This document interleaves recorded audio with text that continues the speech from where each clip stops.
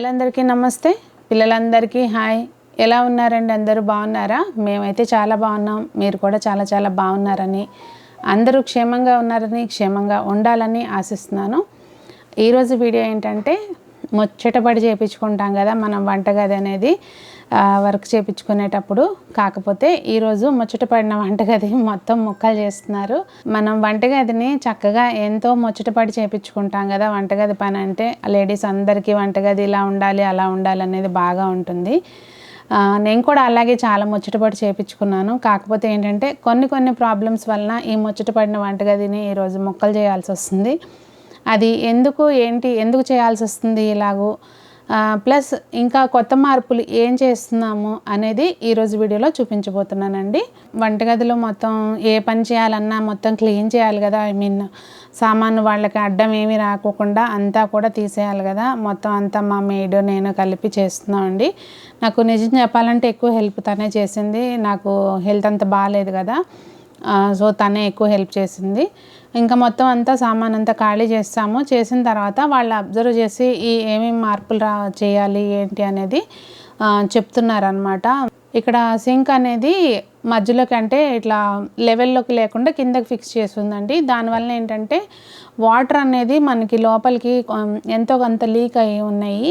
అది మొత్తం ఎప్పుడైనా ఫ్యూచర్లో చెమ్మ వచ్చే అవకాశం ఉంటుంది ఇలా ఉంటే అని చెప్పి, ఇలా కాదండి ఫ్లాట్గా వేయించేసుకోండి అని చెప్తున్నారు. సో అంత అబ్జర్వేషన్ అది అంతా అయిపోయింది. ఇదిగోండి చూస్తున్నారు కదా, ఇది మొత్తం ఇట్లా క్రాక్ వచ్చేసింది అనమాట. ఎప్పటి నుంచో నేను ఈ క్రాక్ వచ్చిన తర్వాత వెనక బ్యాక్ సైడ్ గ్లాసు అలాగే ఈ గ్యాస్ దగ్గర ఈ క్రాక్ వచ్చిన తర్వాత దాదాపు 3-4 ఏళ్ళు పని జరిపాను. అట్లాగే మొత్తానికి దాని ముహూర్తం ఇవాళ కుదిరింది.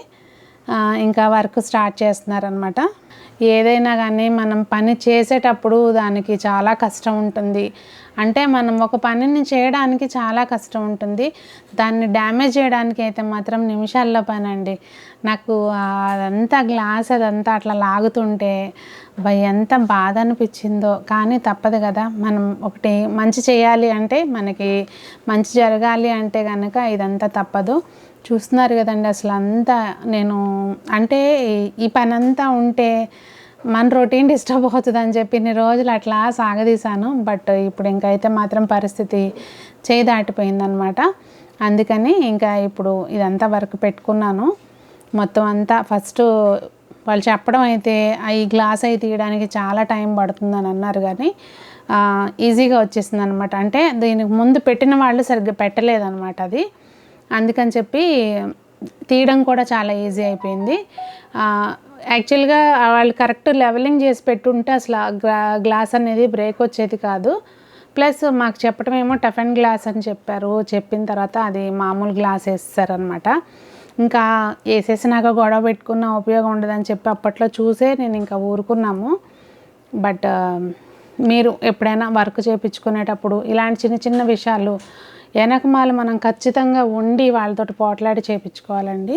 అప్పుడు వర్క్ జరిగినప్పుడు మేము లేకపోవడంతో ఇలాంటి పొరపాట్లు జరిగినాయి. ఏ వర్క్ మొదలుపెట్టినా మన రొటీన్ అయితే మాత్రం డిస్టర్బ్ అవుతుంది 100%. ఇంకా వాళ్ళు వచ్చే టైంకి మనం కుకింగ్ అంతా కంప్లీట్ చేసుకుని ఉండాలి కదా. నేను మార్నింగ్ కొంచెం ఎర్లీగానే లేచి వంటది కంప్లీట్ చేసేసుకున్నాను. ఇంకా మొత్తం ఇది తప్పదు, ఇంక ఈ టైంలో మనం శుభ్రంగా ఉండాలి అది ఇదంటే కుదరదు. ఇంకా ఆ చెక్క మీదే క్లీన్ చేసేసుకొని అక్కడే గ్యాస్ పెట్టేసుకొని వంట చేస్తున్నాను. నాకేంటంటే బయట నుంచి ఫుడ్ అనేది చాలా తక్కువగా ప్రిఫర్ చేస్తాము. ఇంకా మార్నింగ్ కొంచెం ఎర్లీగా లేచి వంటది కంప్లీట్ చేసేసుకున్నాను. అంటే మనకి ఇట్లాంటప్పుడు ఇడ్లీ అనుకోండి తొందరగా అయిపోతుంది పని. ఇంక ఇడ్లీలోకి చట్నీ కూడా చేయకోకుండా కారపొడితోటి మేనేజ్ చేసేసాను. చేసిన తర్వాత కర్రీ ములక్కాయ టమాటా కర్రీ వండాను అనమాట. ఇంకా అన్నీ కూడా తొందరగా చేసేస్తాం కదా. ఏదైనా పని ఉంది అంటే అట్లా మనం దానికి అకార్డింగ్ ప్లాన్ చేసుకుంటాం కదా. అయితే ఇక్కడ మొత్తం నా వంట అంతా అయిపోయినాక మళ్ళీ గ్యాస్ అంతా తీసి పక్కన పెట్టేశానండి.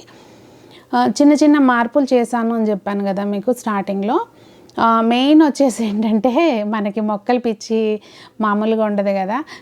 నాకు వంటగదిలో మొక్కలు అంటే మనం ఎంత డెకరేటివ్ ఐటమ్స్ పెట్టినా కూడా అండి, ఒక మొక్కకు వచ్చే అందము ఇక అది నాకు అంటే నా పర్సనల్ ఫీలింగ్ అది. ఆ అందం మళ్ళీ మనం ఎంత ఖర్చు పెట్టి ఏ వస్తువు పెట్టినా రాదు అని అనిపిస్తుంది నాకు. సో ఇక్కడ నాకు విండో ఉంది కదండి వంటగదిలో, ఈస్ట్ సైడ్ అనమాట అది. అయితే ఆ విండోకి కొంచెం ఒక 4 ఇంచులు బయటకు వచ్చేటట్టుగా ఈ గ్రానైటే వేయమని చెప్పాను. సో అక్కడ మొత్తం ఆ ప్లేస్లో కట్ చేస్తున్నారనమాట. అంటే కొంచెం లోపలికి పెట్టాలి కదా, విండో కిందకి లోపలికి పెడితే ఈజీగా ఒక 1 ఇంచ్ లోపలికి వెళ్ళేటట్టు, 4 ఇంచెస్ బయటకు వచ్చేటట్టు, అంటే మొత్తం ఒక 5 ఇంచెస్ పీసు కట్ చేసి పెట్టేటట్టుగా నేను చెప్పాను ప్లాన్ వాళ్ళకి. సో అది అక్కడ కొడుతున్నారనమాట. ఇంకా అది అయిన తర్వాత అండి, యాక్చువల్గా మొత్తం అంతా కూడా బ్యాక్ సైడ్ ఇంతకుముందు గ్లాసు విండోకి కింద వైపు వరకే ఉంది. కొంచెం ఆ విండో లెవెల్లో మొత్తం టైల్స్ లాగా వేసేస్తే మనకు కొంచెం క్లీనింగ్ కాటికి నీట్గా ఉంటుంది అనిపించింది నాకు. అంటే ప్రాక్టికల్గా కొన్ని ఏంటంటే మనము ఉంటూ ఫేస్ చేస్తే కొన్ని అనిపిస్తాయి మనకి. సో అట్లా నేను ఆ విండో లెవెల్కి టైల్స్ వేయమన్నాను. దాంతో ఇంకా వాటర్ ఫిల్టరు, మన చిమ్నీ ఇవన్నీ తీసేసి మనం టైల్స్ వేయాలంటే కొంచెం చిప్పింగ్ చేయాలి కదా వాల్కి, అట్లా మొత్తం అంతా చిప్పింగ్ చేస్తారు. ఇందా నేను చెప్పాను కదండి సింక్ దగ్గర చెమ్మ దిగినట్టు అవుతుందని చెప్పి. ఇప్పుడు అక్కడ నోటీస్ చేస్తే మీరు ఆ మచ్చ చూడండి, నల్లగా అదంతా మొత్తం వాటర్ పీల్ చేసుకుని అక్కడంతా నల్లగా అయిపోయింది. ఇంకా ముందు రోజే అదంతా తీసేసారు కనుక ఫ్యాన్ వేసి వదిలేసామన్నమాట డే మొత్తం. దానివల్ల ఏంటంటే మనకు మచ్చ కనిపిస్తుందా కానీ లోపల చెమ్మ అంతా కూడా డ్రై అయిపోయింది. ఇంకోటి ఏంటంటే ఈసారి నేను గ్యాస్ ఇన్బిల్ట్ అంటే ఫిక్స్ చేయించేటట్టు కాకుండా పైన పెట్టుకునేటట్టుగా ప్లాన్ చేశానండి. దానికి కూడా ఒక రీజన్ ఉంది, నేను మీకు ఫ్యూచర్లో అది ఎందుకు అట్లా చేశాను అనేది చెప్తాను. ప్రస్తుతం అయితే మాత్రం ఎక్కడైతే గ్యాసు తీసారో ఆ ప్లేస్లో మొత్తం అంటే ప్లైవుడ్ తోటి కవర్ చేసేసారు ముందు, మొత్తం లెవెల్ చేసేసారు అనమాట. తర్వాత ఇంకా ఇది వచ్చేసి వేసిన గ్రానైట్ వచ్చి ఆర్టిఫిషియల్ గ్రానైట్ అండి. నేను మీకు క్లోజప్లో మొత్తం అంతా అయిపోయిన తర్వాత ఓవరాల్ వ్యూ చూపిస్తాను కదా, అప్పుడు మీకు ఒకసారి క్లోజప్లో చూపిస్తాను.